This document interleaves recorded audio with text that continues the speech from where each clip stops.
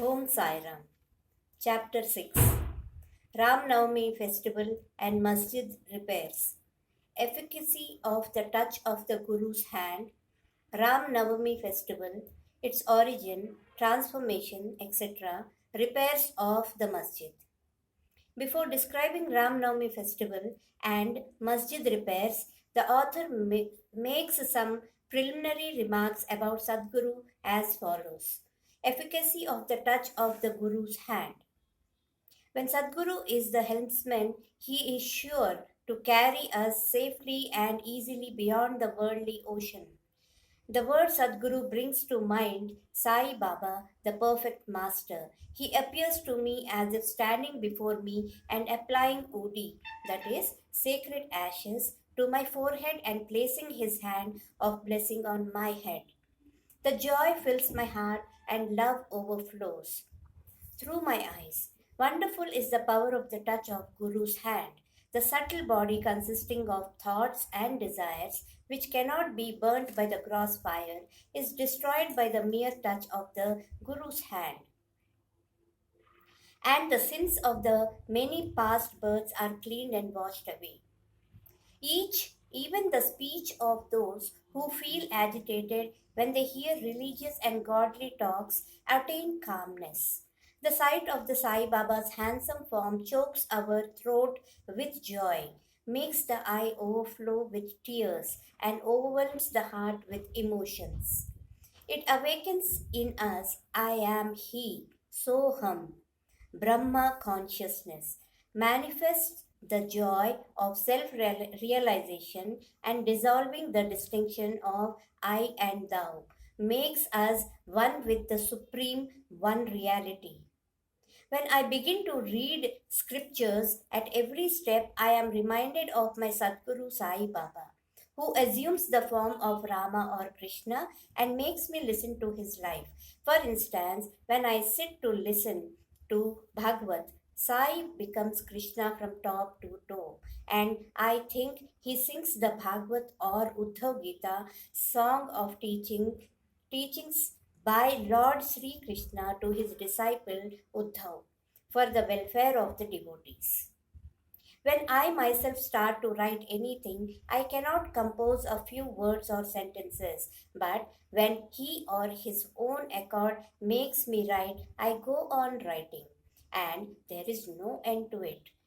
When the disciple's egoism props up, he presses it down with his hand and gives him his own power, makes him gain his object, and thus satisfies and blesses him. If anyone prostrates before Sai and surrenders heart and soul to him, then all the chief objects of life, that is, dharma, righteousness, artha, wealth, kama, desire, and moksha, deliverance, are easily and attained unsolicitedly. Four paths, that is, of karma, dhyana, yoga, and bhakti, lead us separately to God. Of these, the path of bhakti is thorny and full of pits and ditches and thus difficult to traverse. But if you relying on your Sadguru, avoiding the pits and thorns and walk straight, it will take you to the destination, God, so says Sai Baba. After philosophizing about the self existent Brahma, his power Maya to create this world and the world created, and stating that all these three are ultimately one and the same. The author quotes Sai Baba's words guaranteeing the welfare of the bhaktas. There will never be any dearth or scarcity regarding food and clothes in my devotee's home. It is my special characteristic that I always look to and provide for the welfare of those devotees who worship me wholeheartedly with their minds ever fixed on me. Lord Krishna has also said the same in the Gita. Therefore, strive not much for food and clothes. If you want anything, beg to the Lord. Renounce worldly honors. Try to get Lord's grace and blessings and be honored in his court. Do Do not be deluded by worldly honor. The form of the deity should be firmly fixed in the mind. Let all the senses and mind be ever devoted to the worship of the Lord. Let there be no attraction for any other things. Fix the mind in remembering me always so that it will not wander elsewhere towards body, wealth, and home. Then it will be calm, peaceful, and carefree. This is the sign of the mind being well engaged in good company. If the mind is vagrant, it cannot be called well merged in him. After quoting these words, the author goes on to relate the story of Ram Navami festival in Shirdi. As Ramanavami is the most celebrated festival in Shirdi, another fuller account, as published in Shri Sai Leela magazine of 1925, page 197, is also referred to, and a summary of the festival as related in both these accounts is attempted here. Origin: one Mr. Gopal Rao Gund was a surveyor in survey department at Kopargaon. He was a great devotee of Baba. He had three wives but had no issue. With Sai Baba's blessings, a son was born to him.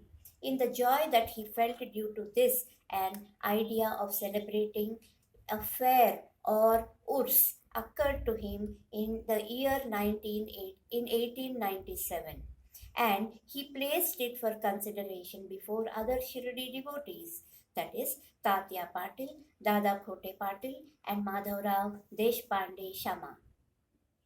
They all approved of the idea and got for it Sai Baba's permissions and blessings.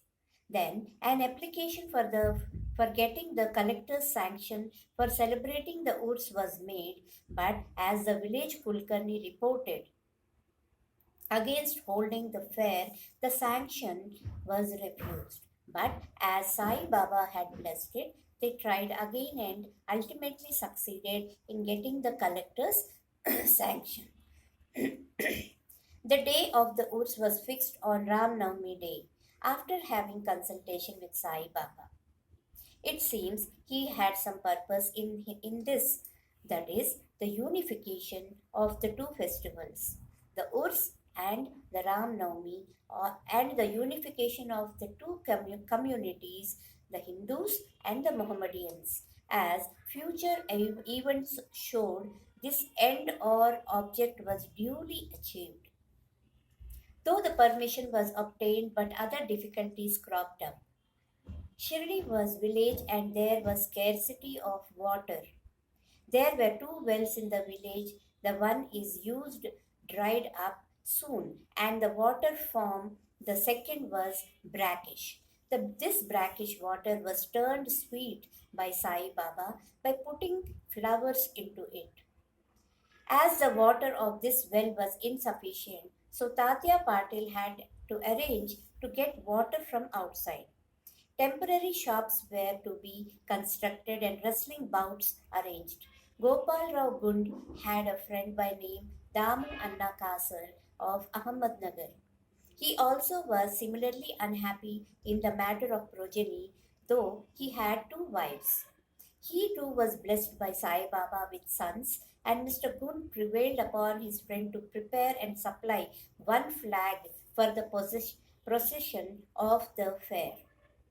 He also succeeded in inducing Mr. Nana Sahib Nimonkar to supply another flag. Both these flags were taken in procession through the village and finally fixed at the two corners of the Masjid, which is called by Sai Baba as Dwarka Mai. This is being done even now. The sandal procession. There was another procession which was started in this fair.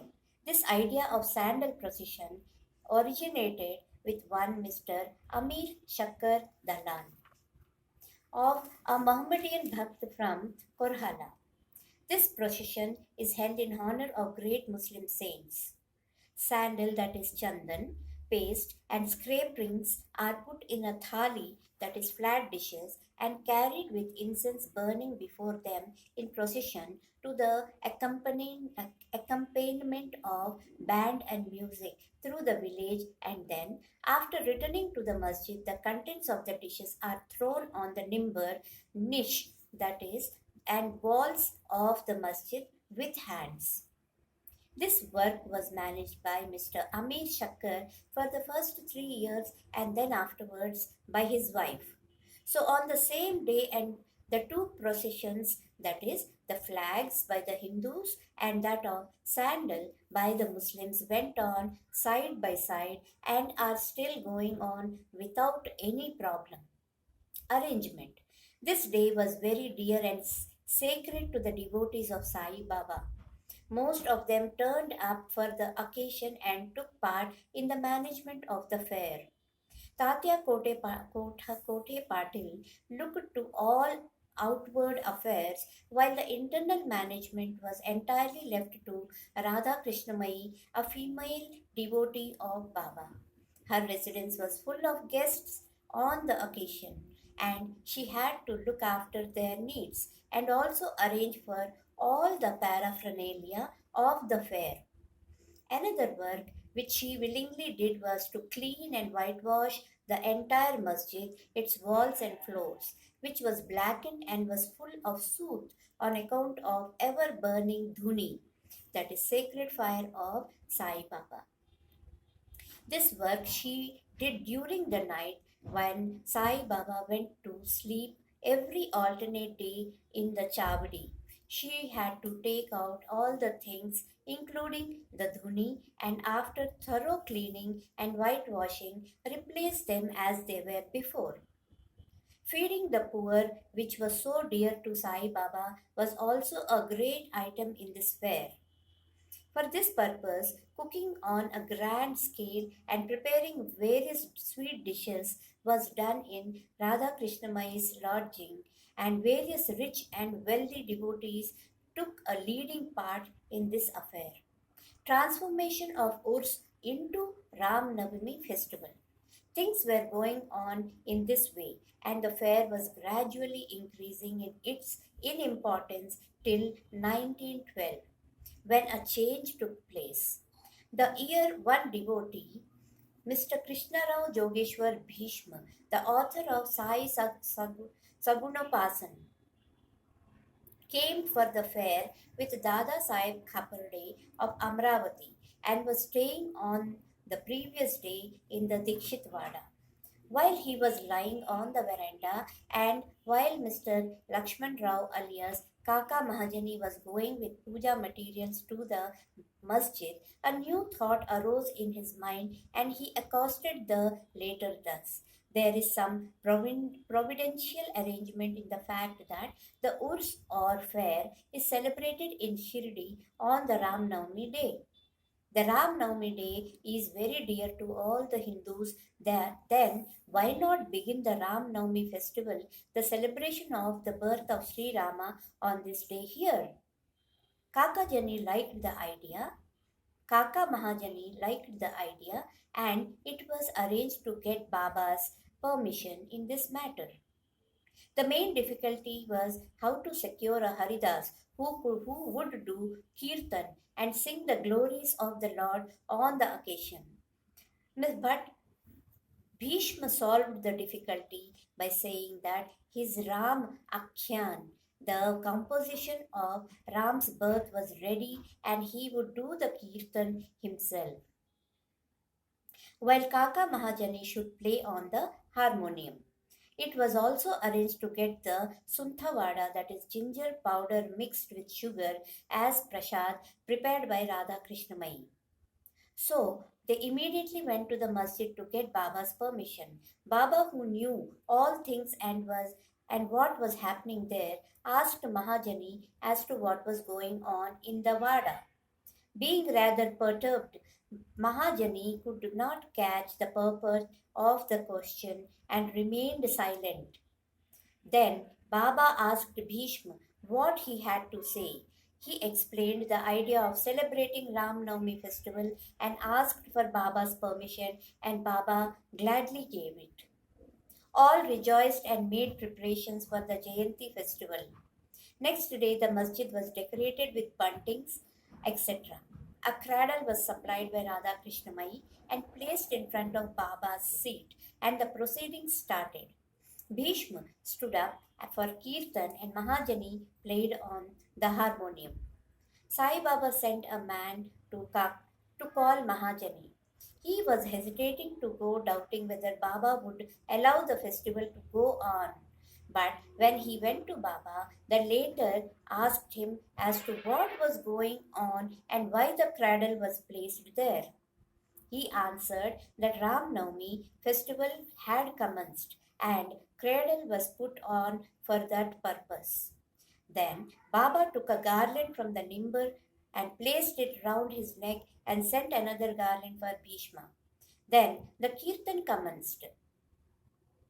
When it came to a close, pound sounds of victory of to Ram went up, and gulal, red powder, was thrown up all around amidst bands and music. Everybody was overjoyed when suddenly a roar was heard.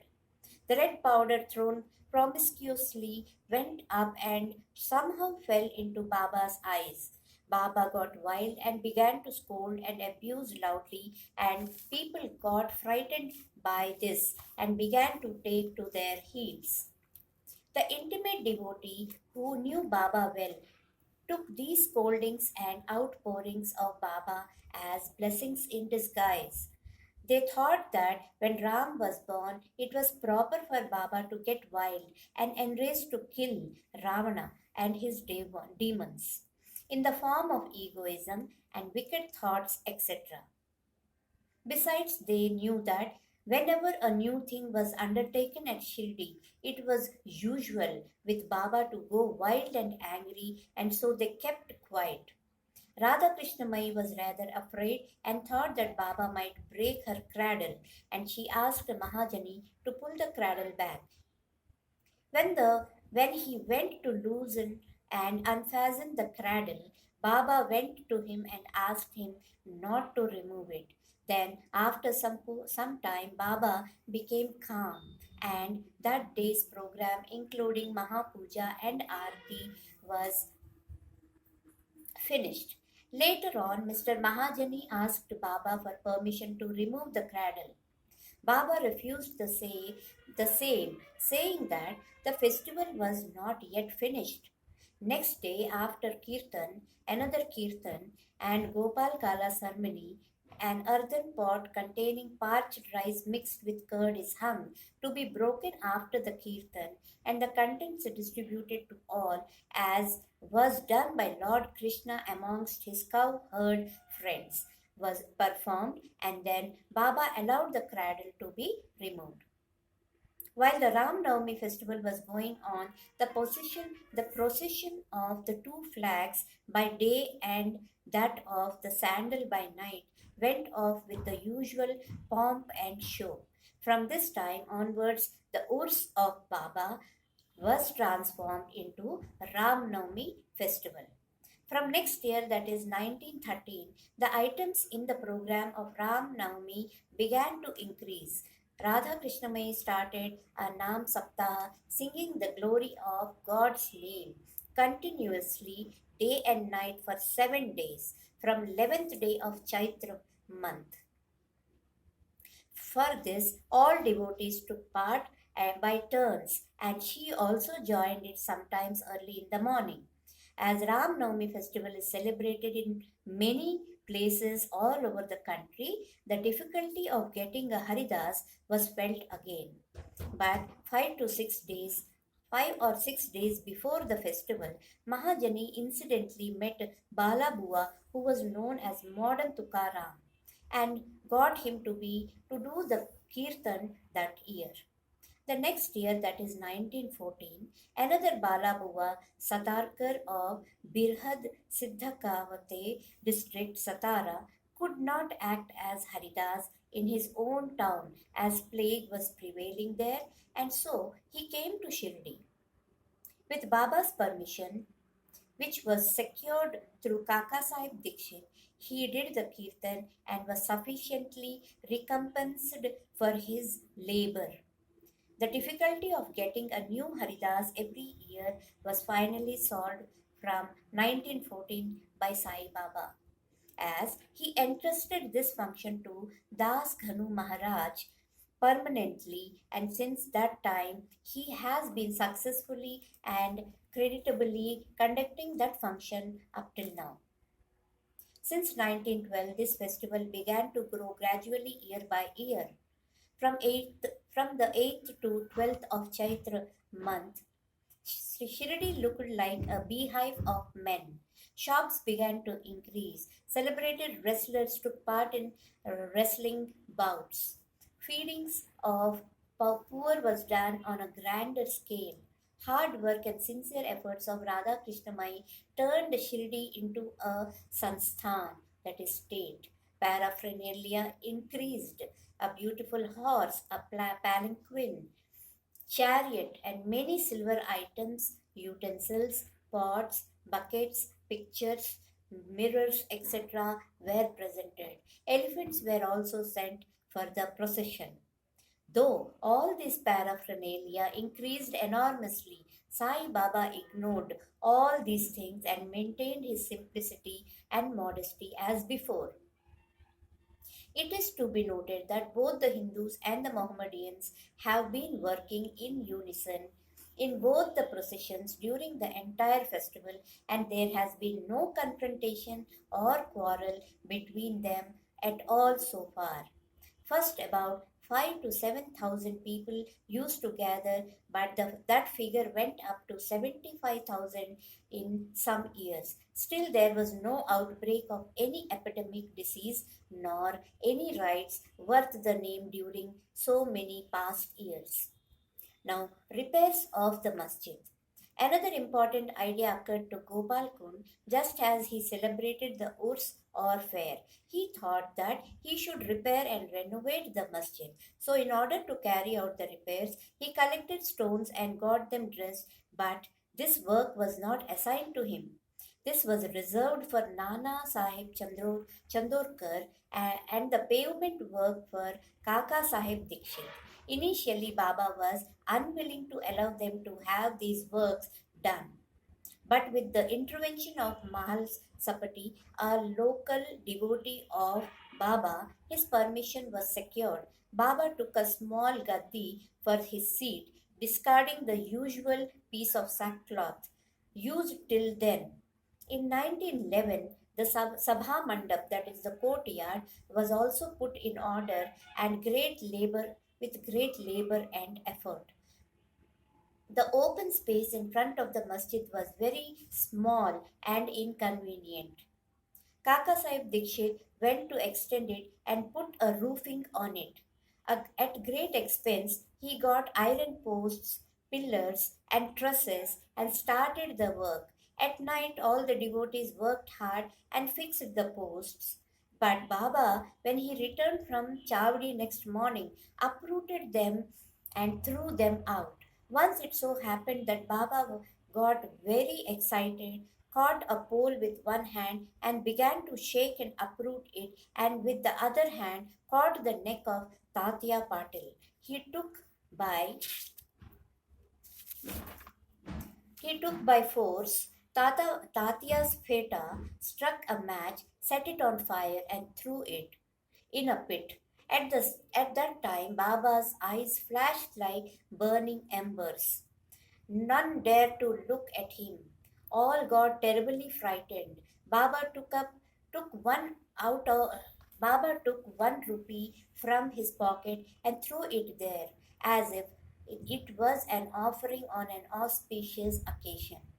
Tatya was also much frightened. No one knew what was going to happen to Tatya, and none dared to interfere. Bhagoji Shinde, the leper devotee of Baba, made a bold advance, but he was pushed aside by Baba. Madhav Rao was also similarly treated and pelted with brick pieces. So, all those who went to intercede were similarly dealt with. After some time, Baba's anger cooled down. He sent for a shopkeeper, got from him an embroidered feta, and himself tied it on Tatya's head as if he was being given a special honor. All the people were wonderstruck to see this strange behavior of Baba. They were at a loss to know what enraged Baba so suddenly and what led him to assault Tatya Patil, and why his anger cooled down the next minute. Baba was sometimes very calm and quiet and talked sweet things with love, but suddenly, with or without any pretext, he got enraged. Many such incidents may be related, but I do not know which to choose and which to omit. I therefore refer them as they occur to me. In the next chapter, the question whether Baba was a Hindu or a Mohammedan will be taken up, and his yogic practices and powers and other matters will also be dealt with. Bow to Shri Sai Baba, peace be to all.